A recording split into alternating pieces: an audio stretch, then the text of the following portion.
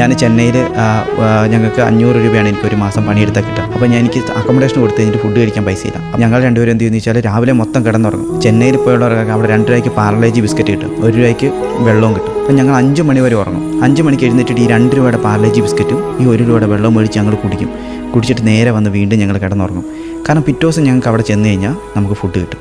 ആ ഒരു കുട്ടിയിൽ നിന്നും, അതായത് സിജോ എന്ന് പറഞ്ഞ കുട്ടിയിലേക്ക് തിരിച്ചു നോക്കുന്ന സമയത്ത് എന്താണ് ആ കുട്ടീനോട് ഇപ്പോൾ സിജോയ്ക്ക് പറയാനുള്ളത്?